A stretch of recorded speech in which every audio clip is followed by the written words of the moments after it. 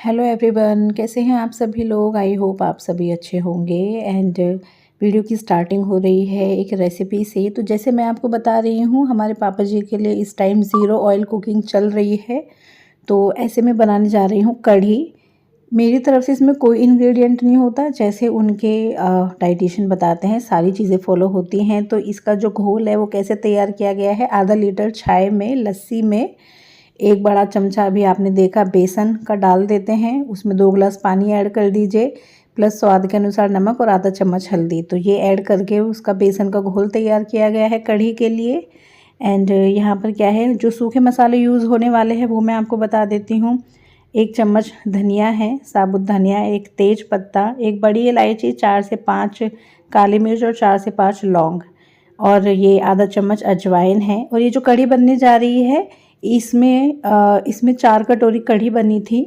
और दूसरी तरफ ये 1 प्याज है, 4 से 5 लहसुन की कली है, आधा मिर्च है, हरी मिर्च, और थोड़ी सी अदरक है। और ये जो अदरक है इसके ऊपर जो स्टोरी है मैं भी शेयर करूँगी। तो यहाँ पर ये जो मैंने अभी सामान दिखाया था, प्याज, लहसुन, हरी मिर्च, अदरक, इनको पहले मिक्सर में ग्राइंड कर लेंगे, दरदरा पीस लेंगे।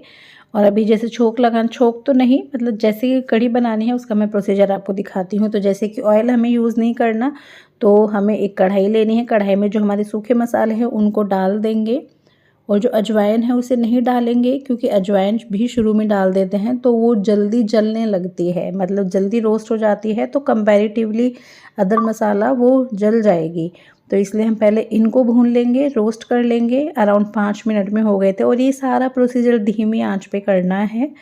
और उसके बाद हमने इसमें डाल दी थी अजवाइन, जो कि बहुत जल्दी हो गई थी। एंड इसके बाद जो मैंने आपको दिखाया दरदरा पिसा हुआ जो मसाला था हमारा, वो हम इसमें ऐड कर देंगे। और ऑब्वियसली जैसे कि ऑयल नहीं है तो ये थोड़ा ना लगना शुरू हो जाएगा, तो इसको बस धीमी आंच पे चलाते रहिए। और थोड़ा सा जैसे प्याज आपकी भुननी शुरू हो जाए, लगे आपको हल्की ब्राउनिश कलर की हो गई हैं, ऐसे ही जो कढ़ी का घोल है आप एकदम से इसमें फिर डाल दीजिए, ठीक है। और बस फिर कुछ नहीं करना है। कढ़ी जैसे आप बनाते हैं कि उसमें उबाल आने देते हैं, तो बस वही है इसमें। बट जो इनके डाइटिशियन है पापा जी के, उन्होंने स्पेशली रिकमेंड किया है कि कम से कम 45 मिनट्स तक आप इसको धीमी आंच पे पकाइए। उससे ज़्यादा भले ही आप पका लीजिए, कम नहीं पकना चाहिए। तो बस वही सब चलेगा और ऐसे ही हमारी कढ़ी तैयार होगी। तो आप देख सकते हैं, जैसे मैंने आपको बताया सेम प्रोसीजर फॉलो कर रही हूँ। इसमें मैंने पूछा भी था पापा जी से, जैसे हम लोग हींग यूज़ करते हैं, मेथी दाना, तो वो सब चीज़ें अलाउड नहीं थी, बस यही मसाले डलने थे। एंड ऑब्वियसली ये मसाले डले हैं तो इनका फ्लेवर थोड़ा अलग आएगा कढ़ी में। तो इस तरह से ये ज़ीरो ऑयल कुकिंग की कढ़ी बनी है। और जो मैं अदरक की बात कर रही थी ना, उसका तो बहुत ही मतलब उसकी वजह से कढ़ी लेट बनी थी। और ये यहाँ पर ना इसमें उबाल, मैंने बीच बीच में क्लिप्स ली थी, क्योंकि ऑब्वियसली इतनी देर तक मैं आपको कहाँ एक एक स्टेप दिखा दी। तो बस इसमें जैसे उबाल आने लगता है, धीरे धीरे ये कढ़ी कम होती जाएगी। और हमने इसको 1 घंटे तक पकाया था धीमी आंच पे। एट लास्ट में दिखाऊंगी कितनी हो गई थी ये। एंड आज की वीडियो मैं रिकॉर्ड कर रही हूँ शाम के खाने से।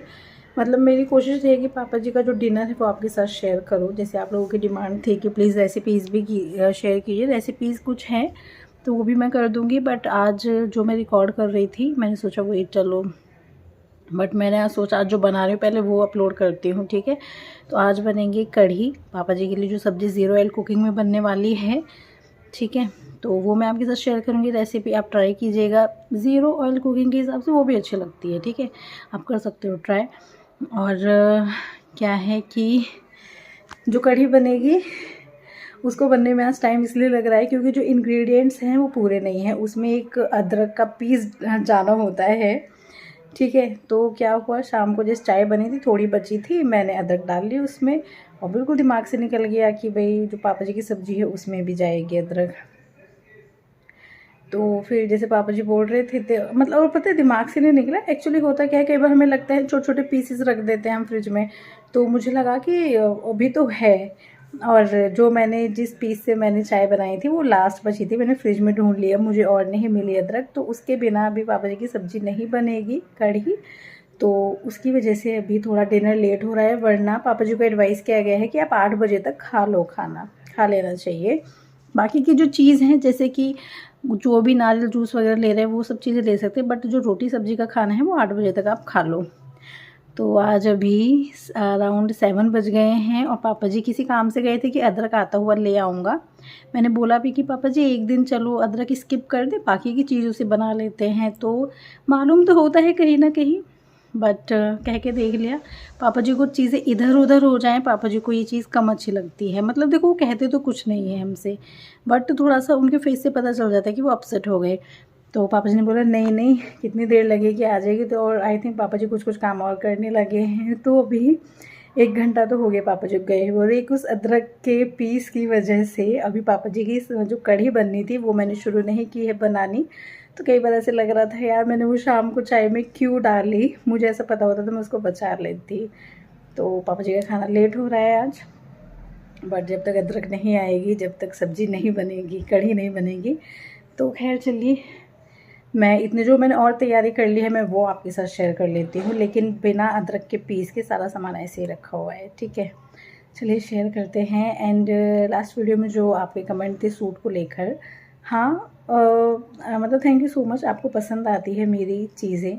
तो मैं कहाँ से, देखो मैं लोकल मार्केट से ही करती हूँ, और भी सूट्स हैं जो मैंने परचेज़ किए हुए हैं।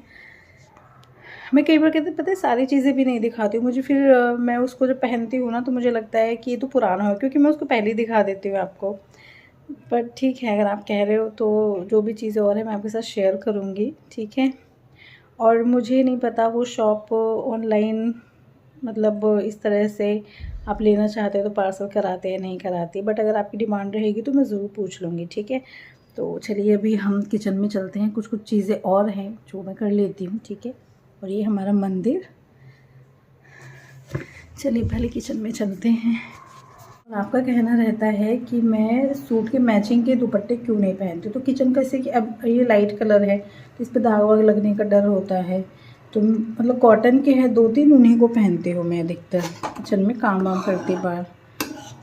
आप लोगों को लगता है कि सूट अलग पहनते दुपट्टा क्यों नहीं उसके साथ कर लेते। आई थिंक जो किचन में फीमेल्स काम करती हैं थोड़ा, अब मैं अपने आप को इतना कैरी नहीं कर पाती हूँ कि भाई बिल्कुल मैचिंग, मतलब हल्के कलर के दुपट्टे तो मैं अवॉइड ही करती हूँ। ठीक है, फिर भी आज मैंने कोशिश किया, मुझे लगा थोड़ी देर में मैं इसको निकाल दूँगी, दूसरा ही पहनूँगी। ठीक है, तो फ्रेंड्स ये वो अनाज है मिलेट जो पापा जी ने भिगो रखा है, और कम से कम भीगे हुए 8 घंटे होने चाहिए। वैसे 8 घंटे ज़्यादा है, पापा जी ने सुबह का भिगोया हुआ है, सुबह सुबह भिगो दिया था। ठीक है, तो इसका पानी निकाल के फिर इसको हम मिक्सर में ग्राइंड कर लेंगे, और उसमें जैसे थोड़ा सा पतला हो जाएगा ये, तो उसमें बेसन या बाजरे का आटा हम मिक्स करेंगे। ठीक है, तो फ्रेंड्स यहाँ पर जो हमारी कढ़ी है वो बनने वाली है। जैसे मैंने आपको बताया था कि मैं बीच बीच में क्लिप्स शेयर करूँगी, तो देखिए अभी ये बहुत खदक चुकी है, मतलब इसमें बहुत उबाल आ चुका है। धीरे धीरे पकते पकते इतनी बच गई है, अब ऑलमोस्ट टाइम आ गया था गैस बंद करने का। एंड गैस के ऊपर भी मैं आपको मतलब मैं थोड़ा सा, अच्छा चलो रहने दो क्योंकि फिर आपको लगेगा कि ठीक है चलो। तो ये हमारी जो कढ़ी है ये बनकर तैयार हो गई है, और अब नंबर आता है रोटियां सेकने का। तो देखिए मेरा इम्प्रूवमेंट, पहले मैंने आपको एक वीडियो में शेयर किया था तो बिल्कुल ही ऐसी मतलब बहुत ज़्यादा टाइट हो गई थी रोटी। ठीक है, वही है, अब ये जो मिलेट है इसकी रोटी ऐसे बनाई नहीं है, और मतलब इसको थोड़ा सा हाथ से भी बनाना पड़ा, थोड़ा सा शुरू में 1-2 बेलन मार के फिर इसको थोड़ा हाथ से ही कैरी करना होता है, नहीं फैलती वरना टूट जाती है रोटी। मुझसे तो, मेरे साथ तो ऐसे ही है। आपके पास कोई ट्रिक हो तो ज़रूर बता देना। वो भी इतनी भी जब बनती है जब इसमें थोड़ा बेसन या बाजरे का आटा हम मिक्स कर देते हैं तब। ठीक है, अदरवाइज़ वैसे तो फिर नहीं बन पाती ठीक से, तो बहुत छोटा सा ही साइज़ रह जाता है, तो इतनी बड़ी भी तब बनती है। तो यहाँ पे देखो कोशिश करते करते आ गई, अब रोटियाँ फूलने लगी हैं।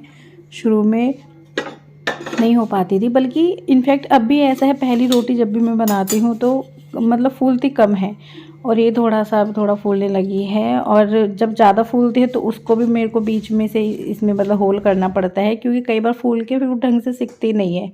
तो बस अब इस तरह का पापा जी का ये डिनर है। सब्जी ये है, रोटी आपको दिखाई दी मैंने। सैलेड जो खाते हैं फ्रूट्स वगैरह वो मैंने पहले एक वीडियो में शेयर किया था, है ना। तो इसमें बस रोटी सब्जी का ही खाना है। तो और बस इस तरह से ही हमारी शाम हो जाती है। और कल से नवरात्रे हैं, तो मैं होपफुली नवरात्रे का व्लॉग भी जल्दी शेयर करूँगी आपके साथ। तो फ्रेंड्स बस यही था हमारा आज का वीडियो। आई होप आपको ये मेरी रेसिपी पसंद आई होगी। पसंद आए तो ज़रूर लाइक कीजिएगा। फिर मिलते हैं नेक्स्ट वीडियो में, तब तक के लिए बाय बाय।